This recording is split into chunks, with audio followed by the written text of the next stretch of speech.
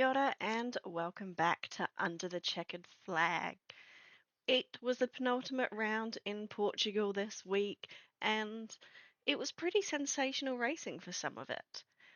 We're heading straight into the final round of the season in Valencia this week, but I want to talk about some of the news that got announced in Portugal. The biggest one being we now have a Moto 4, which I guess came as a bit as a surprise to me. I didn't see this coming. So there's lots of changes in the Road to MotoGP program.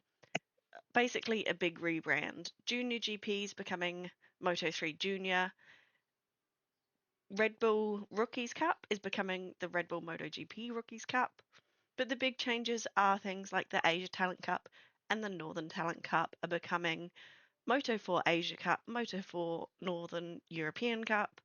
We've also got the Moto 4 European Cup, the Moto 4 British Cup, and the Moto 4 Latin American Cup. So, a few changes there. I think the one that breaks my heart a little bit, though, is that the series below Moto 4, as we'll call it, will now be known as Moto Mini instead of Mini GP. Now, I thought Mini GP was a perfect name, so I'm a little bit disappointed. What do you guys think about this rebrand? Does it fit the road to MotoGP more, or are you not a fan? I mean, it's not horrible. I wouldn't say I like it, but I don't know. I don't think Moto 4 really rolled off the tongue as much as Formula 4 would. Um, a rebrand was necessary. I'll put it that way. I just don't think this was the right way to rebrand. But I think they did have a concept and they're trying to run with it, so I'm not going to bog them down on that and kind of just agree with you. The changing Mini GP was pretty crappy of them. I loved that name, but we can't change what Dorna wants. Yeah, I don't really mind it much myself either. Obviously, I feel like the direction they're kind of going is sort of separating them as junior series, not Grand Prix series, because they're not Grand Prix series, which is fair in my opinion. I do share the same opinion about you guys about Mini GP being changed, though. I feel like they could have come up with a bit more of a creative name. But yeah, I don't think it's too much of an issue, especially with ones like Rookies Cup, because everyone's going to call it Rookies Cup anyway. So I feel like those ones don't really matter too much, just because they've either hardly changed or, they've just been like sort of separated away from the Grand Prix World Championship Series. But yeah, as I said, for the Mini GP rebrand, I feel like they could have been a little bit more creative. And I do think it could be a positive thing in terms of Moto 3 and Moto 2 being, you know, they do still feel like a class above in keeping with MotoGP. So I'm hoping that this is, you know, they're keeping the feeders, the road to MotoGP as the feeders, and we keep Moto 2 and Moto 3 as our own championships. And it's Moto 3 that we're going to be talking about next. We had 7 replacement riders this weekend in a grid that was scattered with injuries. And to be fair, all 3 classes were full of injuries. One person who wasn't injured but continues to crash out is Cormac Buchanan. I don't know what it is. And he had such a great start to the season. And the second half of the season, he's just been struggling. I believe he's now at 34 crashes. And as a Kiwi, that definitely breaks my heart. The race itself was pretty sensational. Max Keeles took the win. He did do by over 1.5 seconds from memory. And he only got those seconds at the end of the race. I believe it was lap 14, 15. We still had riders going 6 or 7 aside for the victory. It was just an incredible race. P3 went to Tayo Furasato. P2, Angel Bucharest. As I said, Maximo Keeles took the top spot, but we have to shout out Casey O'Gorman in P6. An absolutely incredible ride by him and showing why he deserves to be in the paddock next year. How did you guys find the race? Did you love it? What did you think of it all? I think as an Irish person, I definitely enjoyed it. We won't comment further on that, but it's looking well for him. And on a 658, which is arguably not a very bad bike, I think you could do some pretty good things, and I'm excited for that. So yeah, I'm happy with the sixth for Cormac. The winner, Keyless, nothing against him. Probably would have preferred Cormac O'Gorman, but that was probably never going to happen. Scott Ogden did have a good race, although he finished in eighth. He was up in the top half of the pack up that way for a long while, so he's still there, guys. There's a bit of fight in him. Swear to God. Forasado was leading the race for a couple of minutes, and I was like, yeah, that's not going to stick. I wish it did, but it didn't. But it was nice to see him up in that pack. Who else do I care about? Eddie O'Shea just missed out on points, which kind of annoys me, but stuff happens. You kind of just gotta get up and move on. Um, yeah, that's kind of it. It was an enjoyable race. Adrian Fernandez was nowhere near the podium, and that makes me very happy. Yeah, I feel like the first half of the race was kind of the more proper Moto3 race that you see, where I think we had a lead group of like 11 or 12 riders all going at it. But then towards the end, I think it was Alvaro Carpe and maybe Tayo Furusado involved, just kind of beating each other up, losing touch to the leaders, which in the end gave Quiles a second and a half of a gap to Piqueras. And then Piqueras had another second back to Furusado. So something they could probably do better next time, not just beating each other up, losing each other time, dropping off the leaders, but made for an enjoyable race to watch. So that's the best part, in my opinion. Top rookie was Alvaro Carpe in fifth, with Casey O'Gorman just behind in a replacement ride. Marco Morelli was in 11th, also a replacement rider on the MLAV. Hakim Danish, another replacement rider, another rookie in the points in P12. And Brian Oriate was the last rookie rider in P13. Looking at Moto 2. Now, before we get into the weekend's racing, and we have very mixed opinions on our Moto 2 race, I want to talk about contracts because yet again, American Racing have replaced a rider even though that rider has had a contract for 2026. Marcos Ramirez is out and Philip Salach is in. I don't think any of us can be really surprised by this. It was Sean Dean Kelly that's been replaced before, and Rory Skinner have both been booted. Realistically, I can see Salach getting booted at some point in the future as well. It does frustrate me that contracts aren't honoured, but I can also see why. Ramirez has been nowhere this year. This season's been pretty horrific for him. I do hope he finds a ride in the Superbike paddock or somewhere similar. How do you guys feel about this? I don't. I have very strong opinions when it comes to honouring your contracts. If you sign a rider, you know what you're getting into, and you should honour what you've done straight out, unless you have some actual proper conversations with the rider that you are choosing to boot off your team. There's no point in doing it, and I believe that you are a horrible team for doing so. I might be blocked on Twitter by American Racing Team. I'm not sure. Might need to recheck that. But I think that they are incapable of honouring their contracts. There was no mutual agreement going on there whatsoever, no matter what they say. And I think it was just very quite fitting that both of their riders crashed out. Unfortunately, as much as I didn't want Javi to crash out, along with Marcos, I feel like that is just a showing for what they've done. God, that sounds horrendously, bullyish, but it's just how I feel about it. You can't sign riders on and off and be like, oh, these are new riders for the 2026 season. Who's to say that Salak is going to stay with that team now? Nobody. Nobody can confirm that he's going to stay because, well, they've never ever honored a contract. But my opinion is simply my opinion. Yeah, obviously, it's unfortunate how many times this has happened where riders have signed contracts and then the team have just sort of backflips because they've decided they've wanted someone else.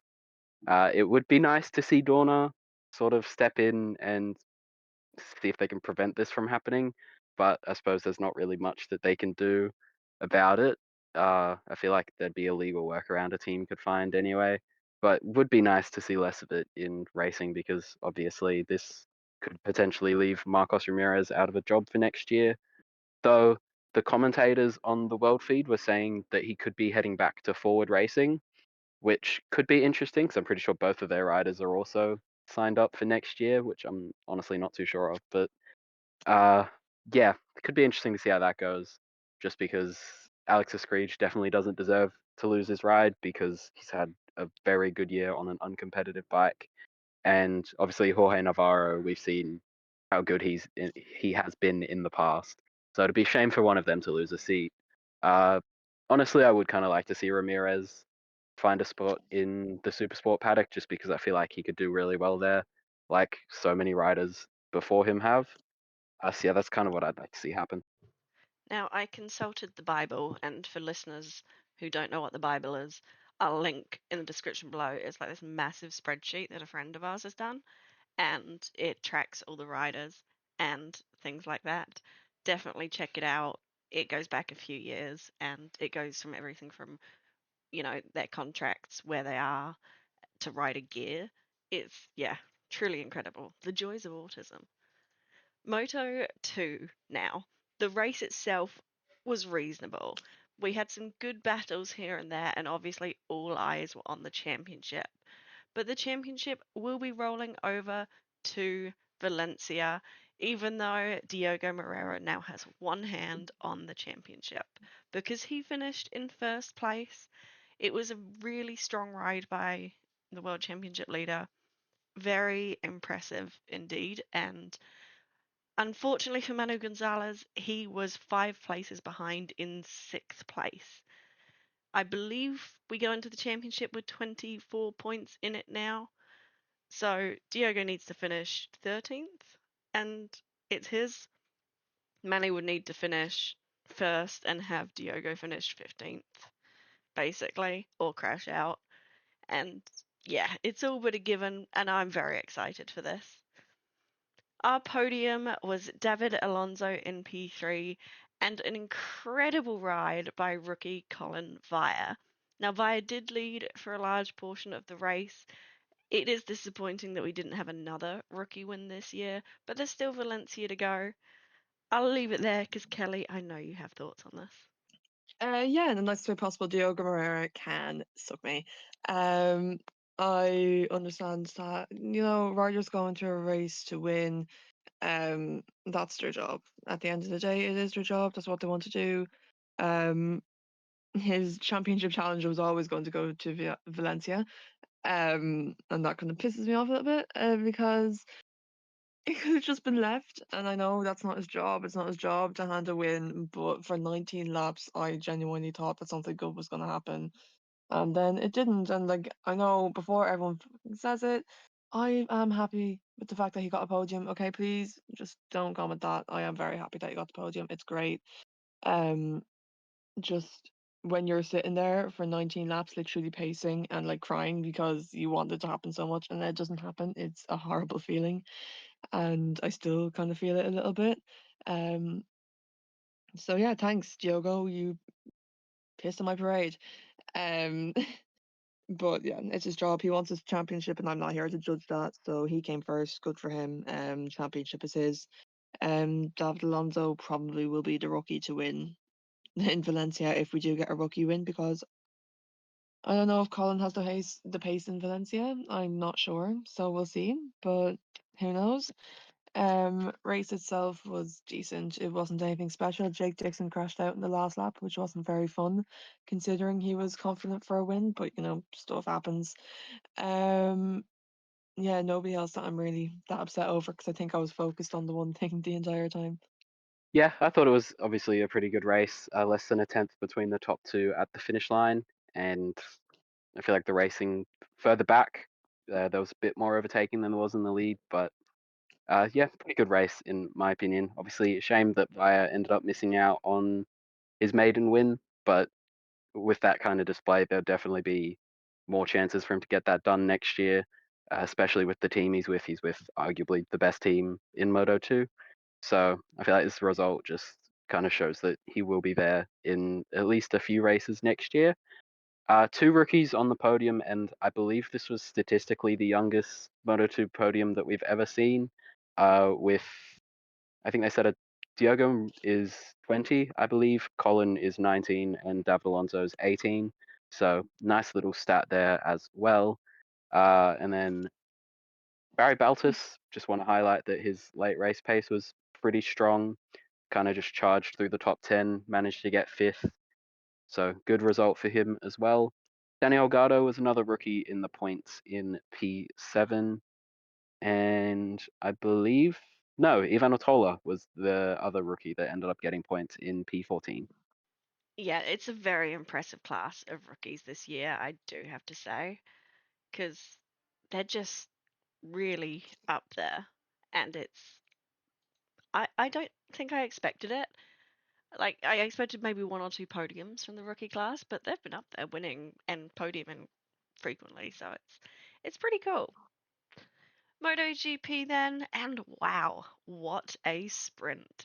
It was 4 a.m. New Zealand time, and I was up and unhappy to be awake, but boy, did that sprint make up for it. It was incredible.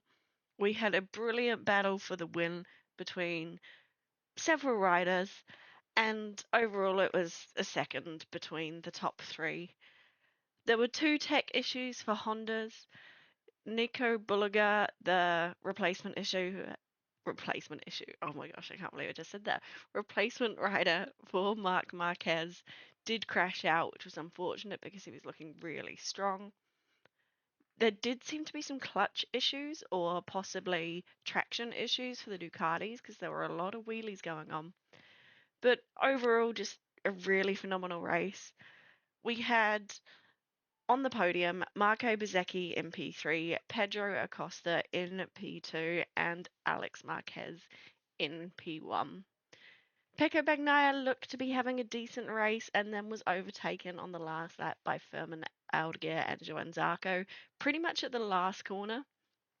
I mentioned this because Firmin Algarve came across the line 8.864 seconds behind the lead, Zarco 8.86 seconds, and Pecco 8.898 seconds. So it was just really close between those three, and yeah, overall a great race. How did you guys find the sprint? Yeah, it was fun, even though Alex Marquez did rain on my parade a little bit. I would like to see Pedro Acosta win, but life does get in the way sometimes. Yeah, the podium was nice. Nice to see Marco Bezzecchi on the podium. I genuinely, for the life of me, do believe that he will be a title contender next year, and I firmly believe that. Will he win it? Probably not, but to see him be a contender would be really nice and be a great non-dampener compared to his 2023 season. Um, Nico Bulliga, he was okay. He was doing fine till he crashed out. I do think he can be a lot quicker, but it's his first Grand Prix weekend, so I won't judge. He's been far better than any of the other ones, and he's scored his first point on Sunday. Um, who else? Franco Morbidelli didn't score any points in the sprint, and that makes me extremely happy. Extremely. So I'll leave it there. Um, who else? Paul Spargo finished top 10. There's no points for that, but it's nice to see him in that area. Pecco Bagnaia didn't have the best of weekends. Oh, I've lost my results. Pecco Bagnaia didn't have the best of weekends at all, really, to be honest. It doesn't seem like he's anywhere near where he should be, and it's a bit depressing. Fabio Quartararo in the sprint, very unexpected, but came fourth. Probably won't see that again for a while, but it was nice while it lasted. Yeah, it was one of those weekends where the top three, in this case, Alex Marquez, Pedro Acosta, and Marco Bezzecchi, were just absolutely miles clear of everyone else on the grid, and the fight was really just amongst themselves. I thought it's probably one of the only weekends this year where the sprint's been like miles clear of what the actual race was, in my opinion. And I feel like a lot of that is down to Pedro Acosta and his mentality of just the second he gets overtaken, his first instinct is to just try and send it straight back down the inside and kind of use attack as his form of defense, which is entertaining to watch as Pedro Acosta has proven himself to be many times in the past. So hopefully the KTM improves next year and he can finally get a race win under his belt because I feel like he definitely deserves one with how he's riding that bike, putting it into places where it really shouldn't be. Aside from that, both Fabios were in the points as well, with Quartararo in fourth on the Yamaha, which is a very good result, obviously being on a Yamaha. And Gian Antonio in P5, good result for him as well. I think a lot of us were disappointed that this weekend did not bring about a Pedro Acosta win. In the off season, we will be discussing our thoughts and theories on the 2027 grid and the silly season that is no doubt going to be wild next year, because Pedro Acosta is going to be one name that we chat about quite a bit, I imagine, because he was in P3 on Sunday. We thought that we'd, see him at the top. Well, I think a lot of us had hoped. Alex Marquez was in P2 and Marco Bezzecchi was in first place. They aren't the riders I want to talk about, though. I just think Pecco Bagnaia wants this season to be over because 4 DNFs in 4 Grand Prix. Sure, one of them wasn't his fault, but what on earth is going on with Pecco Bagnaia? It is truly, disheartening. And, you know, he's a multiple world champion. We know he's brilliant.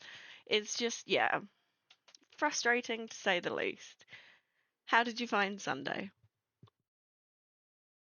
Um, Very fun. As a Marco fan, it seems to be going my way a lot recently, which makes me very happy. Unfortunately, at the expense of Marc Marquez, but sometimes sacrifices have to be made for stuff. Pedro Acosta, another podium, could have been a win this weekend, but he's had a tough run of it, and that bike is not doing him any favors. So it's nice to see him, kind of in an area where he should be. Brad Binder got points. I don't know where that came out of. I don't know where this performance came out of, but like I am never going to complain about it. What else? What else? Algarve finished seventh. That was fun. Lovely little points for him, which I'm really happy about. John Muir has crashed, as you were. No, he didn't actually. He his bike just gave up. But I enjoy saying John Muir's crashed just because of the meme that I keep saying. So forgive me. Pekka Bagnaia, yeah, yikes, just massive, massive, major yikes is all I can say there because there's nothing else I can say. Because there's nothing to comment on. Frankie Morbidelli didn't even finish the first lap. Was it his fault? Kind of. Was it another rider's fault? Kind of. It was a mix of both. We'll put it that way. And how do I word this? I'm happy he didn't continue to race because there was no casualties. We'll put it that way. So a good day for me overall, I'd say a good run of things. And Nico Bulga scored his first point. Yeah, as I was saying, I don't think the race was as good as the sprint was, but I feel like obviously there wasn't really much of a battle at the front after a couple of laps, so we ended up seeing some of the midfield battles, which are always fun to watch because there were some pretty good ones up and down the grid for I think around like sixth. So it was good to see that fight, uh, especially with the likes of Fermin Aldeguer, Brad Binder, and Fabio Quartararo all attacking each other. That was quite good to watch, even if Aldeguer kind of collected Binder at some point, but it didn't end up costing Binder too much, so can't be disappointed in that. And as Kelly mentioned, Nicolo Bulliga getting his first points in his first Grand Prix. Good to see. After the Moto2 career that he had, which didn't really do much, it's good to see him finally getting an opportunity to show what he can do, because I feel like he definitely had the potential to make it to MotoGP anyway. But yeah, good to see him get a shot now. That's what I think. And it'll be interesting to see what that 27 grid plays about because people like Bulliger would have incredible knowledge of the Pirelli tyres. But we'll save that for another day. For now, that is it from us this week. Have a lovely week, and we'll be back here next Monday after the finale.